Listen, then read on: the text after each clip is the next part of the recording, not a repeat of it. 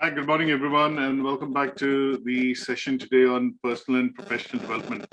Now, in today's session, we're going to be looking at, moving our journey forward in terms of our discussion for learning outcome one.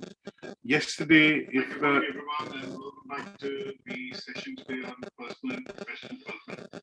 Now, in today's session, we're going to be looking at, moving our journey forward in terms of our discussion for learning outcome one. Yesterday, everyone, and welcome back to session today on personal and professional development. And today's session we're going to be looking at. So in today's session, we're going to be looking at learning outcome one in particular. And this learning outcome one would be focused on understanding how self-managed learning can enhance lifelong development. Now, we're going to start off, this particular session today with a discussion on, understanding the key terms which are involved in the study of LO1.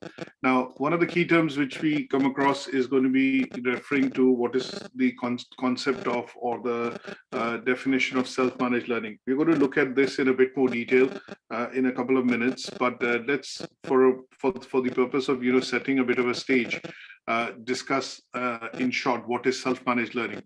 Now, when we look at self-managed learning, it is defined, in a way as a developmental process in which adults take on full responsibility for their own learning. And this is what self-managed learning, or SML as a concept, would be summarized at.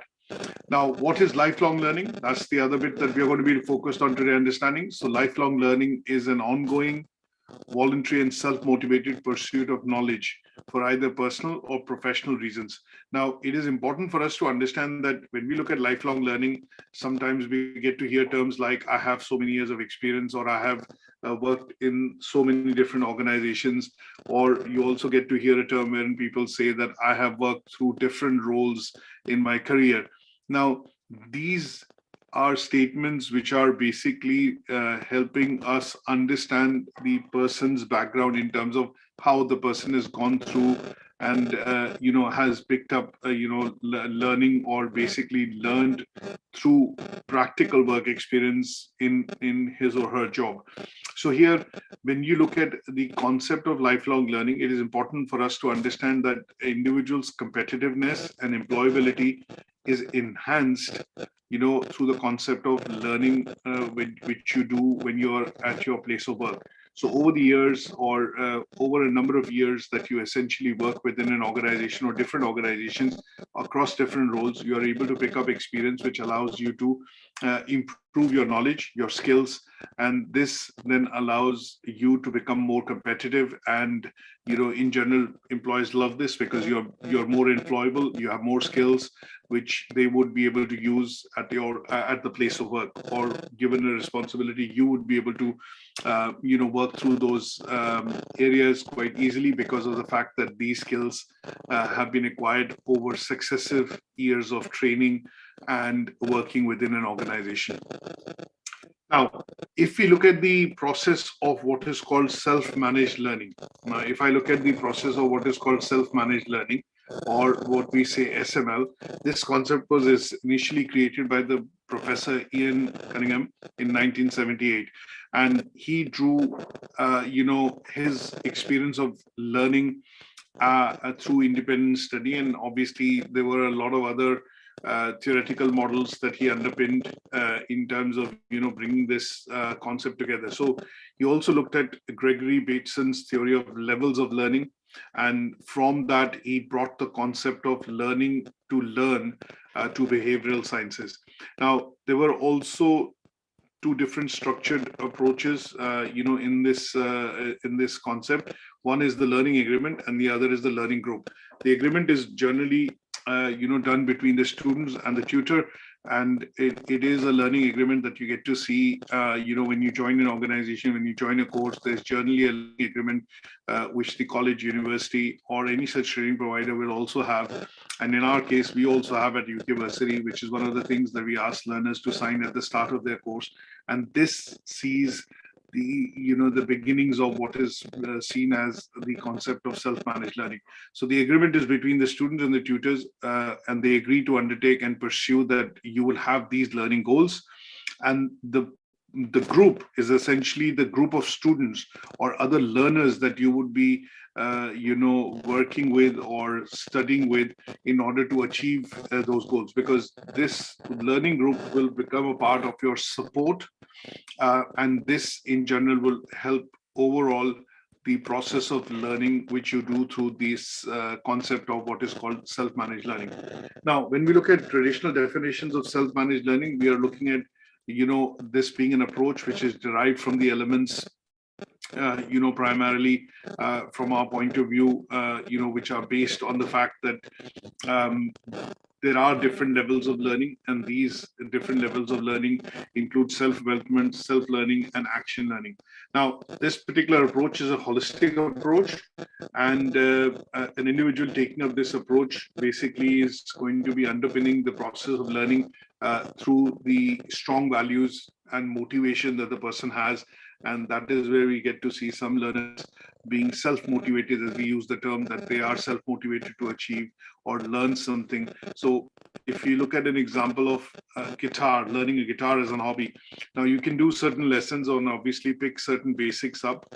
But at the end of the day, in terms of you having to master that instrument, there is a lot of self-dedication and motivation required to be able to go through and then start strumming the strings of guitar in order for you to be able to start producing music, or maybe playing a certain amount of music. So what I'm trying to say here is that in this particular approach, the individuals are generally more self-motivated, and the strong values underpin the approach in which they are comfortable with the process of how they manage their own learning and monitor it. Now, in terms of the approach, this also mirrors the management process. When we look at the process of management or strategic management, what we do see is that the concept of self-managed learning focuses on the individual's responsibility for learning in a way that reflects the natural management process, as opposed to being taught in an impassive or more traditional way. So this particular definition by Valerie Garrow basically emphasizes on the fact that when you see people who are essentially looking at individual learning, they are basically more motivated to learn in non-traditional ways than the classroom-based traditional teaching, and they are more active in terms of following through in terms of how they would want to pick up, or for example, in this case, pick up playing the instrument, and they are more experimental in terms of the approach to be able to try out things and then go into the process of learning. Now, when we look at the theory and background in terms of this process of self-managed learning, we generally see that this is a structured approach.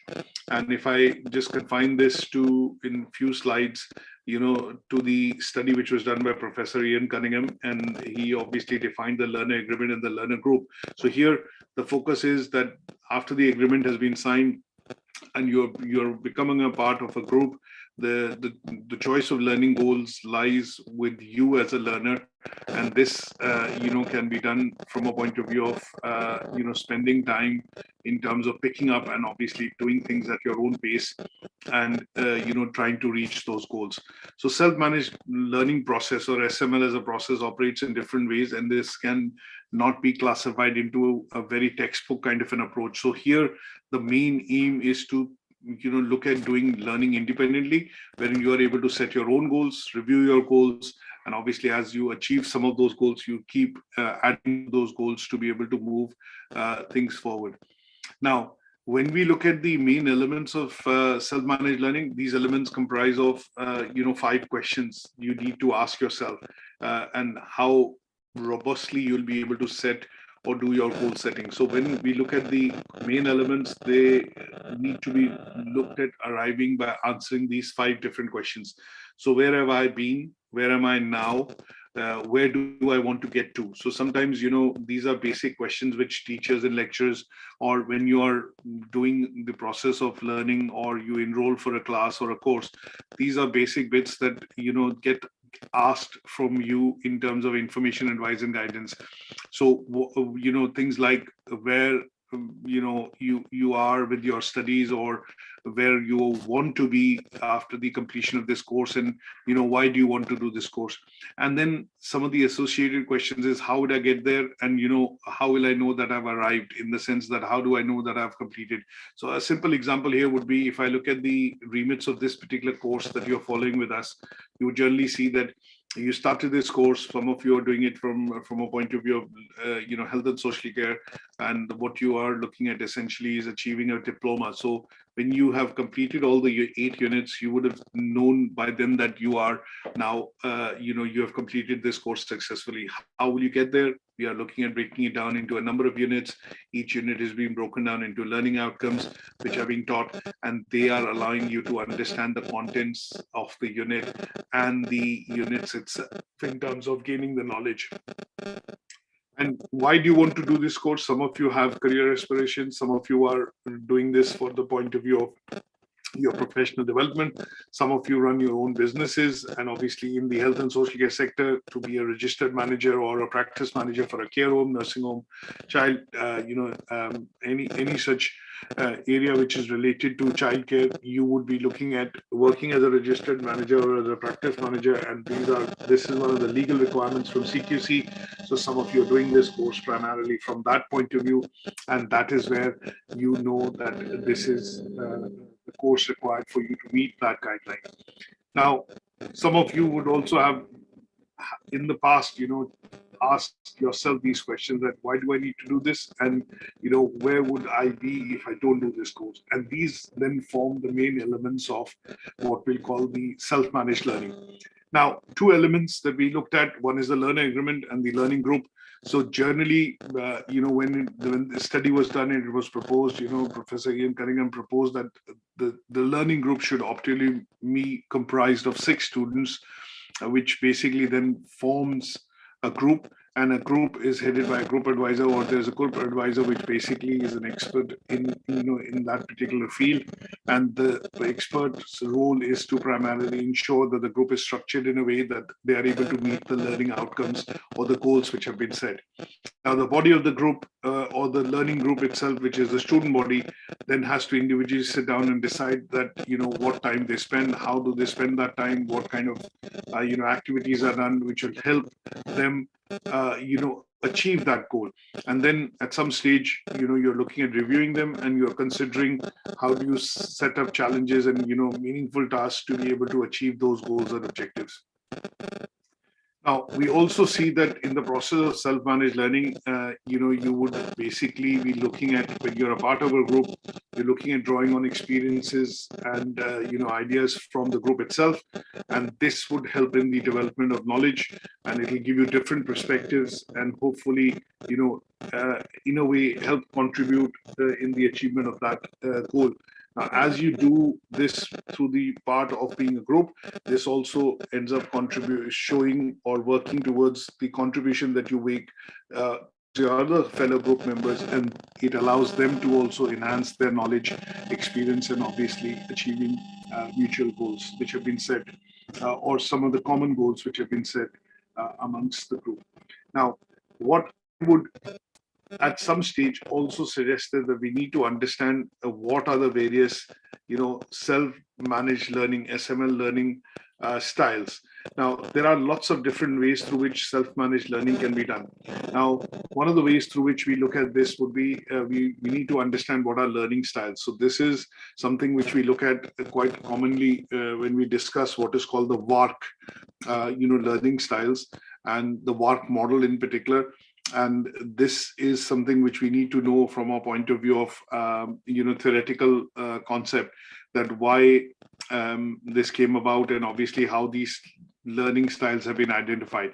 Now, WARC model of learning styles suggests that there are 4 main types of learners. You are either a visual learner, auditory learner, you are a learner which basically focuses through or learns through reading and writing, and then you are kinesthetic in terms of your learning types. Now, the idea here is that when we look at the process of learning, the teaching methods and the activities which are designed have to be designed in a way that they match the learning styles, the strengths and preferences of how the learners are looking at managing the concept of learning. So when we look at this particular the process of learning styles, this work as a model was initially designed by Neil Fleming in the 1987, in the 1980s. And in this model, he developed a way to help students learn more about their preferences. And that is what is now coming very widely and popularly known as what is called the VARK, V-A-R-K learning styles. Now, this particular model that we talk about, as I mentioned, has 4 different types, and obviously we'll go through this in a bit more detail. Now, what we also need to understand is what are the approaches, how and what is effective learning, what is lifelong learning, and how do we do the assessment of learning. Now, these are all different things or elements, as I would say, that we need to look at considering when we talk about self-managed learning. So let's look at these in a bit more detail very briefly. Now, when we talk about self-managed learning, we look at the initiation of the learning process, which is by setting very clear goals in terms of aims and objectives.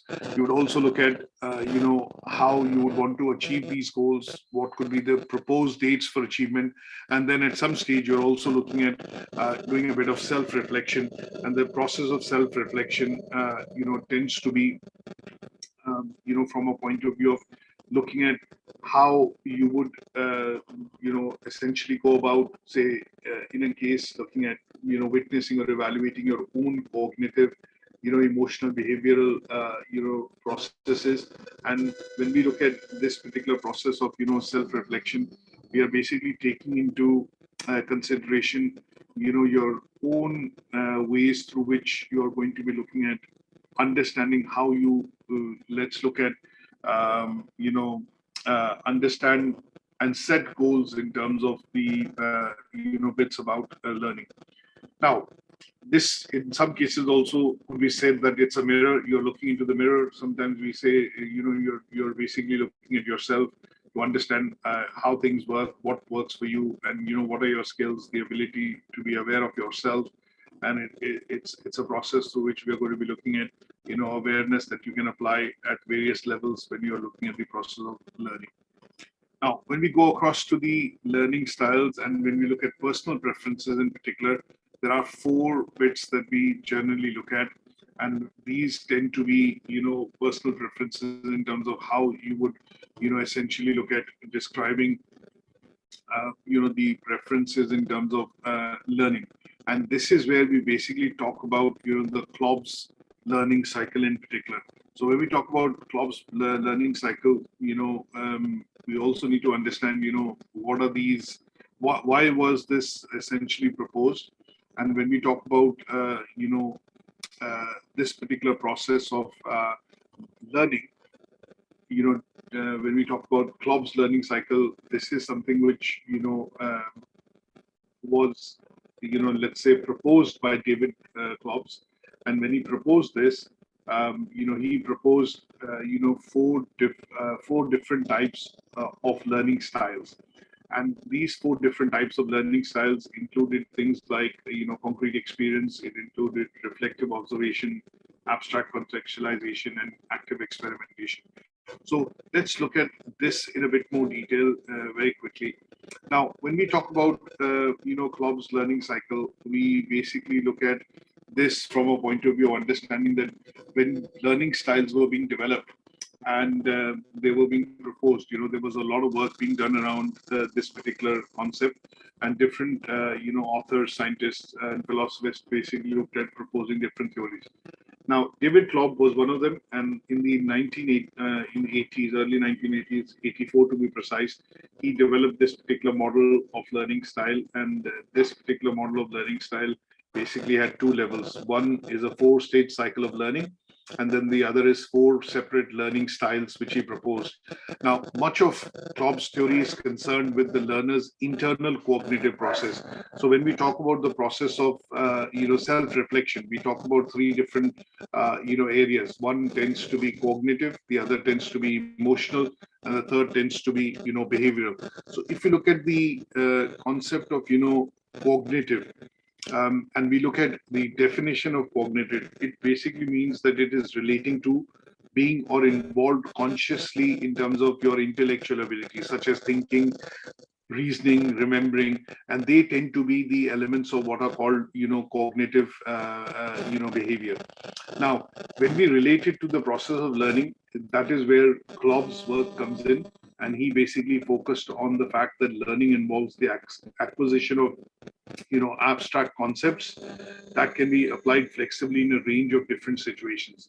So, in his view, his theory is focused on providing the impetus for the development of new concepts and new experiences, which basically develop when you go through these.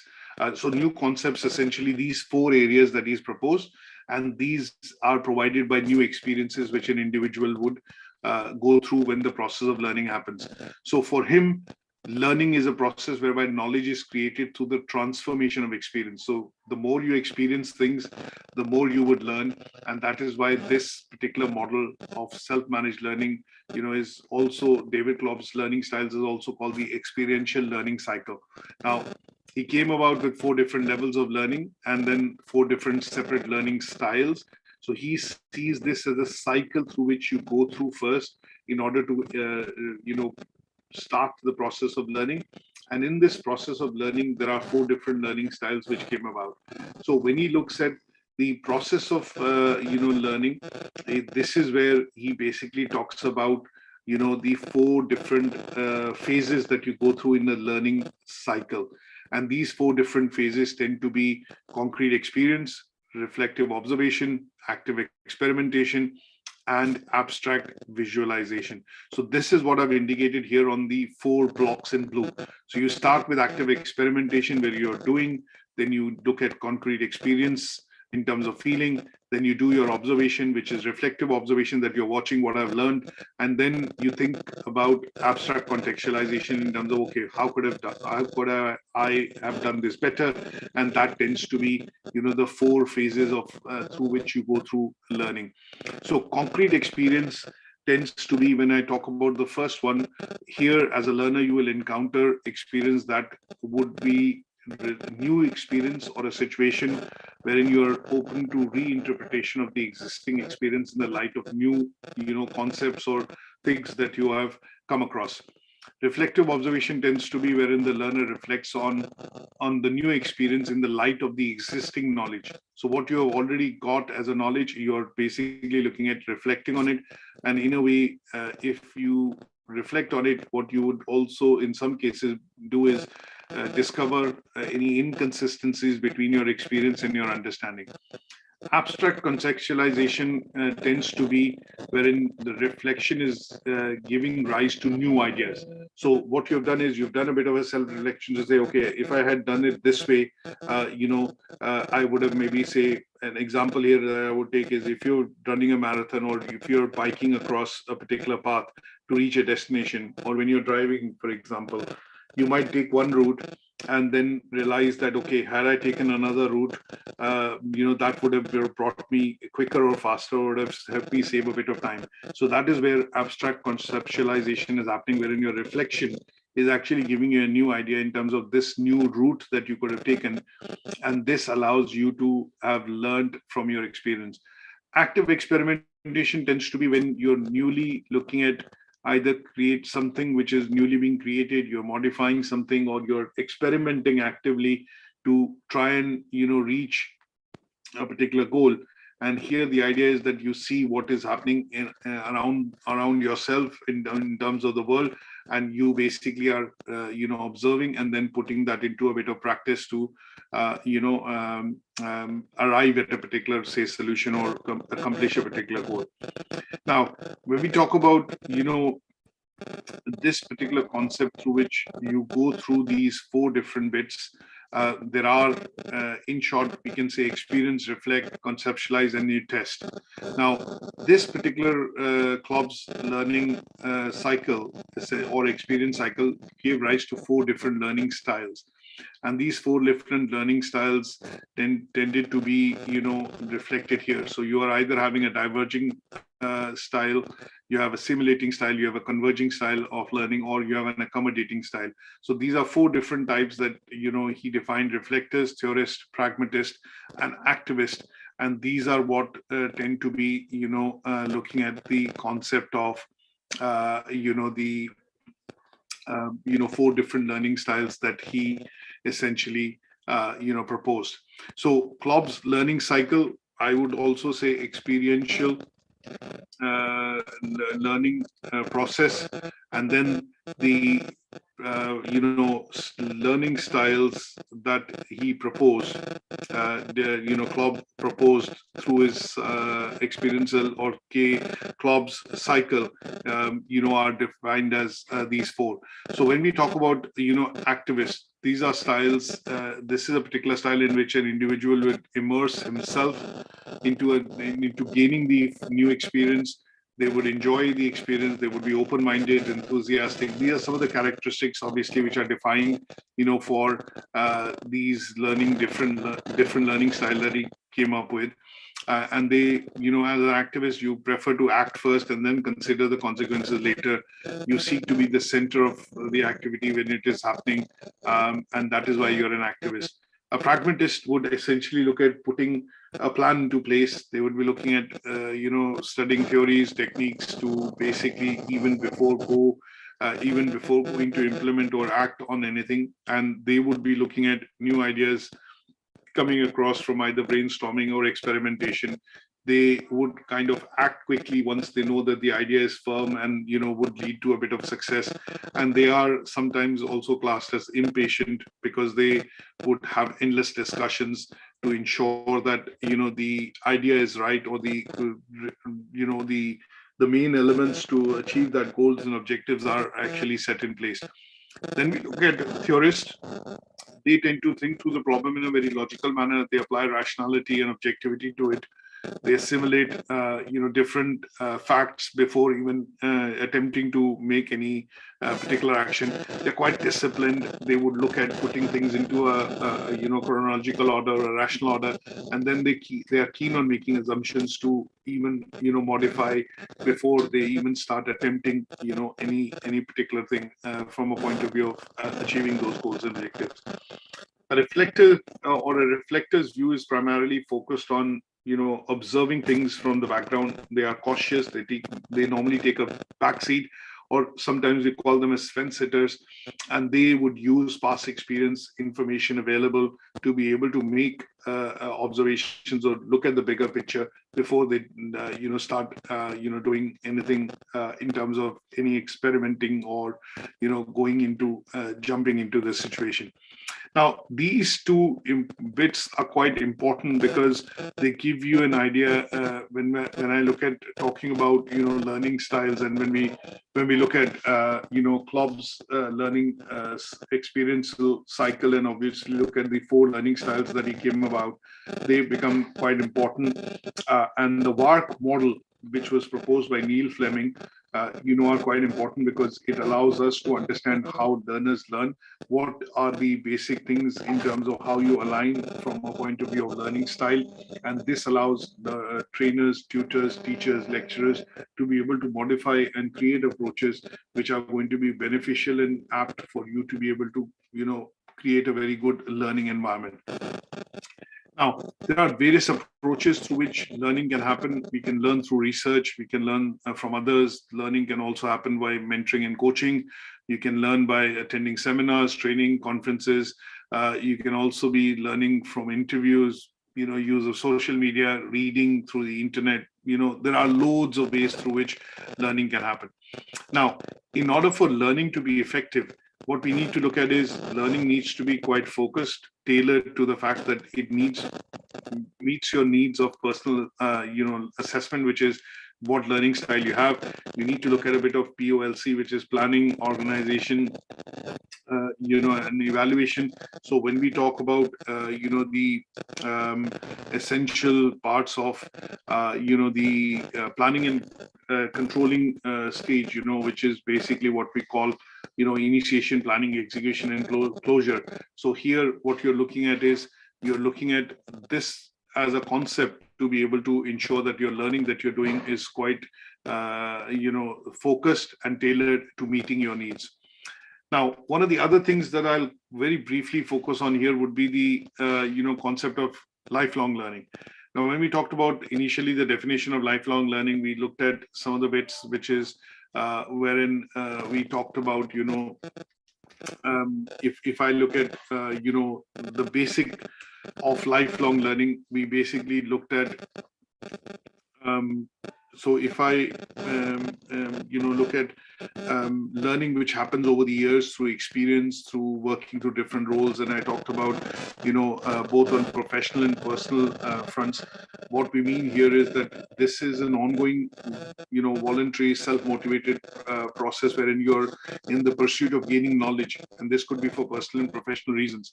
Now, lifelong learning could happen through, you doing a higher education course, like some of you are doing with us.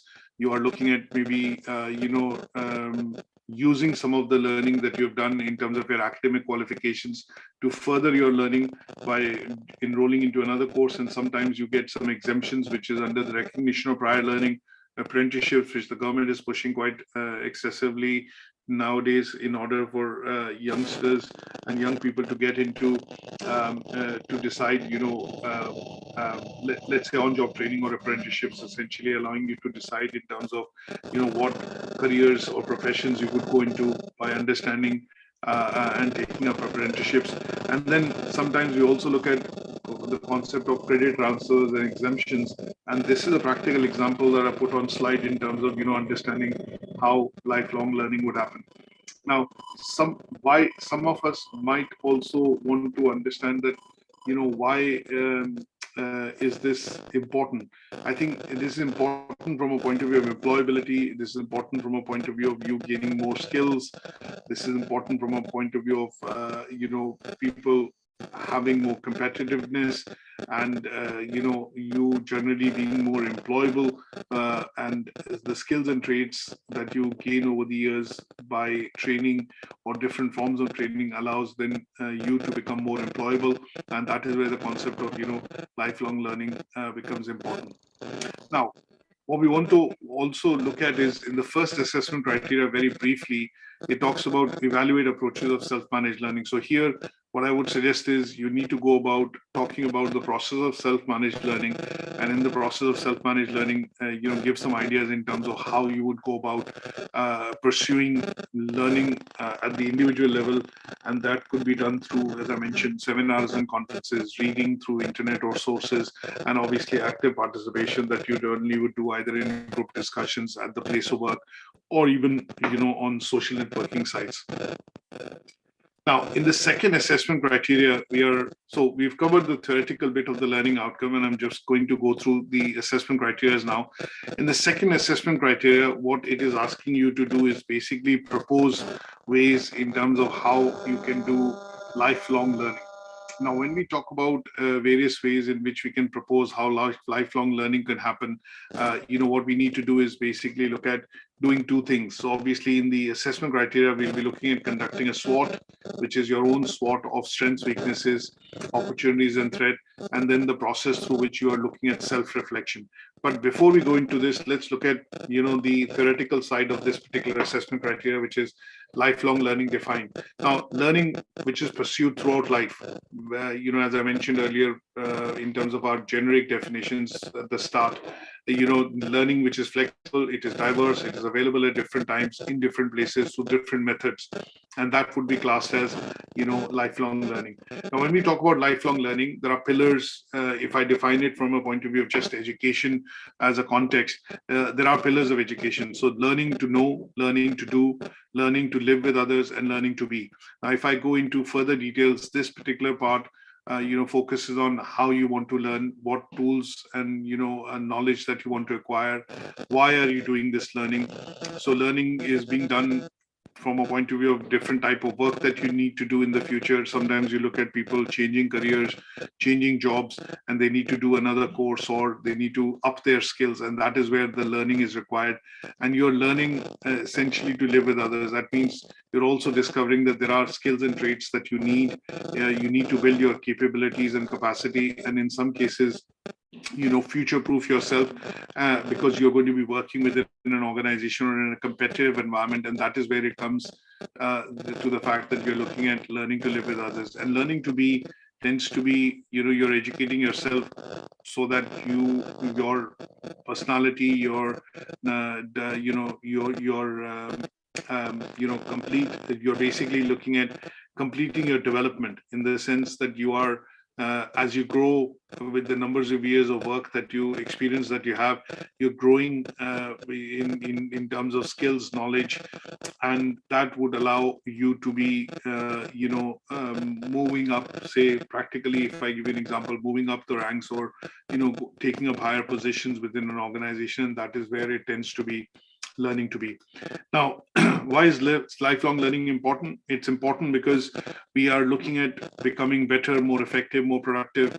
And sometimes, from a point of view of looking at the process itself, you want to be, let's say, in a position wherein you have the ability to, understand and work through different situations or, work through different roles.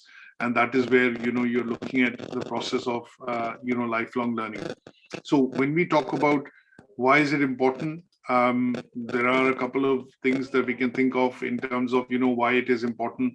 Lifelong learning, is basically about pursuing skills or developing skills and knowledge through pursuing education. And this tends to be, development or aiding in the development of skills that are required for you to either take up a certain job or a function, or in some cases, develop a skill to be able to take up that new responsibility or function within an organization. Now, lifelong learning is generally voluntary and self-motivated, but it needs to be, it is done from a fact that you are in a pursuit to learn, gain more skills, and you want to look at your own professional development.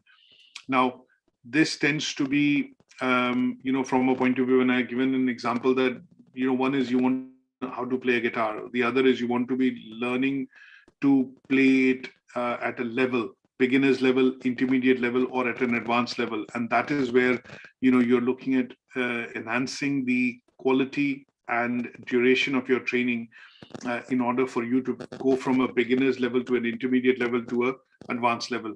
Now, lifelong learning is incredibly important because it is seen and viewed by employers as a way to look at employing an individual, looking at your future growth in terms of perspective of future growth within the organization, and also from a point of view of looking at how and what skills are required if you have to take up a leadership position or a management position within the organization. So employers look at it from a serious point of view as a commitment within the individual to gain skills and to be able to look at, taking up senior positions within the organization or higher responsibility within the organization.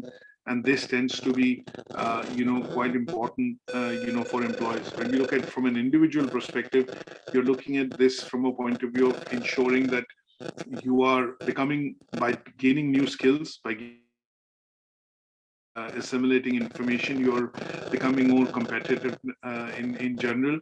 You're looking at developing so that you are becoming more employable or more desired, desirable in terms of employment by employers.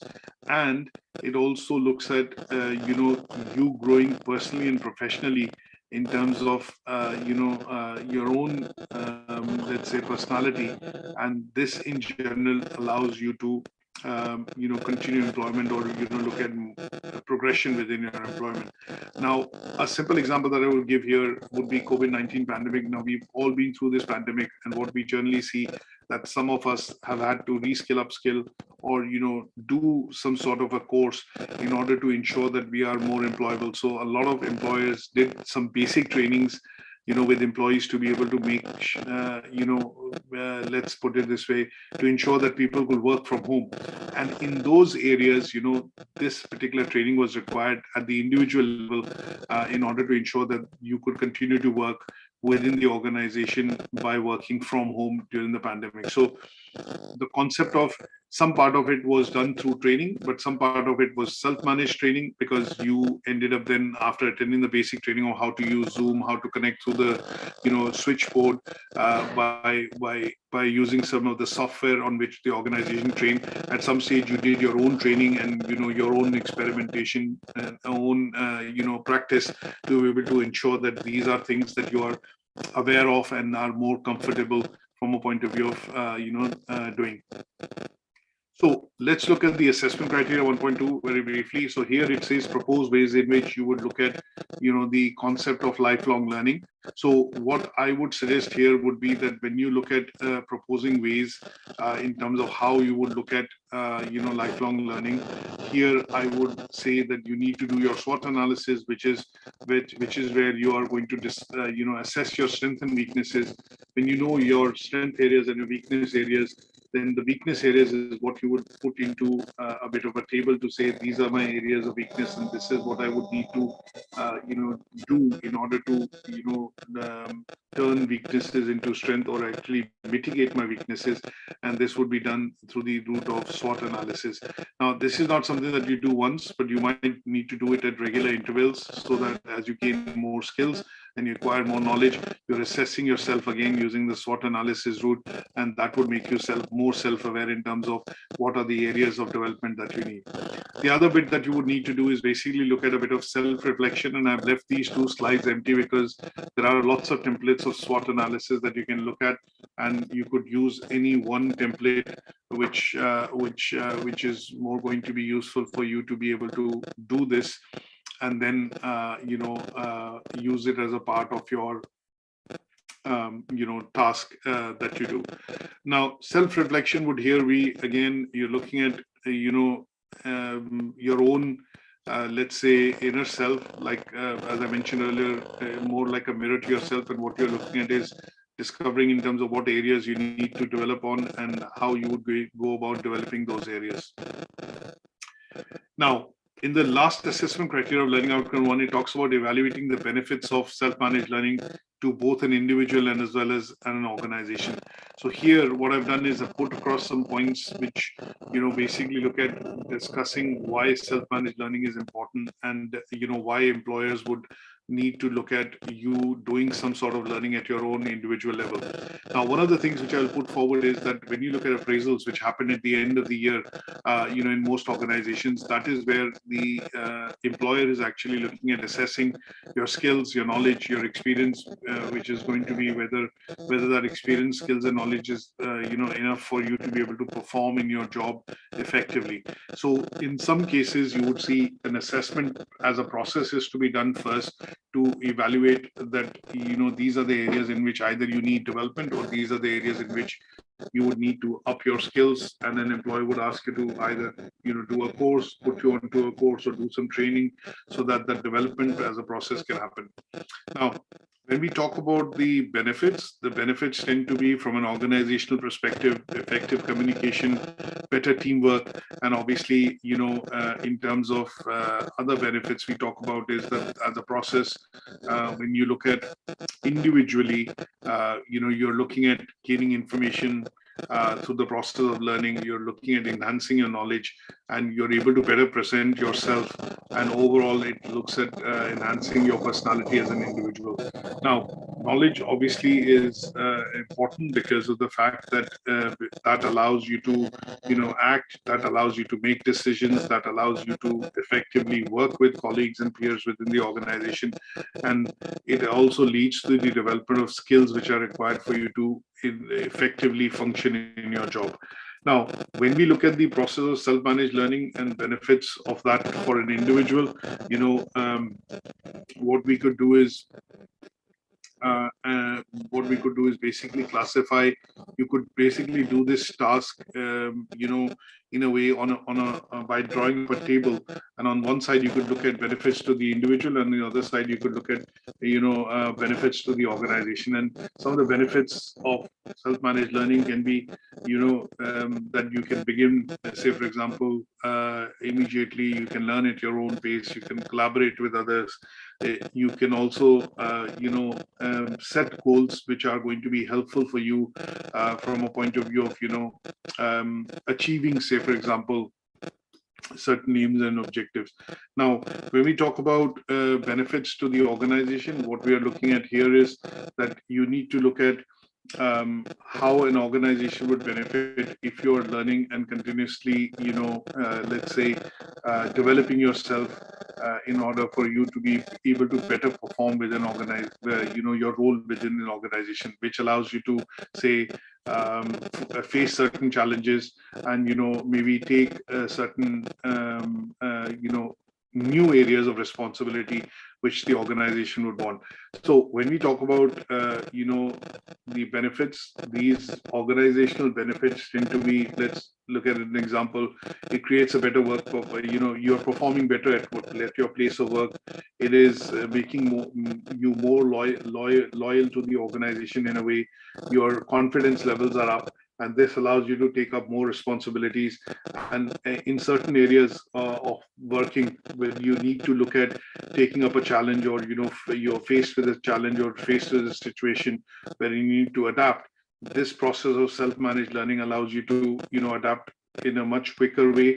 And that allows the because you're accepting the challenge, you're able to face up to these challenges. That allows the organization to be able to do the work, or get through that particular challenge more quickly, because they do not need to bring in the experts, or you obviously, you as an individual are capable of dealing with those challenges as, say, for example, you faced, or if you're going to face them as a team or as an individual.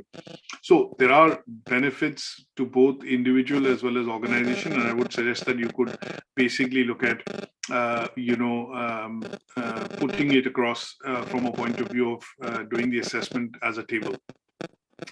Now, there are bits that I would suggest that you can do. There is a lot of reading which can be done primarily in the case of, self-managed learning and, lifelong learning. And what I will do is I will put some templates for self-reflection and SWOT analysis, which can be looked at from a point of view of, completing some of the assessments required for task 1.2. And I think we will then, be able to go through this particular bit. You'll be able to go through the learning outcome one quite easily. Now, at this stage, I would like to invite any questions. If you have any questions, please feel free to ask me now, or you can email them to me, and we'll catch up for our next session next week.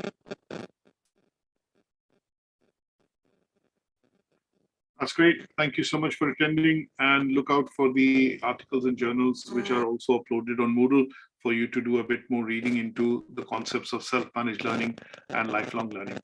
Thanks so much for joining today, and I will see you next week.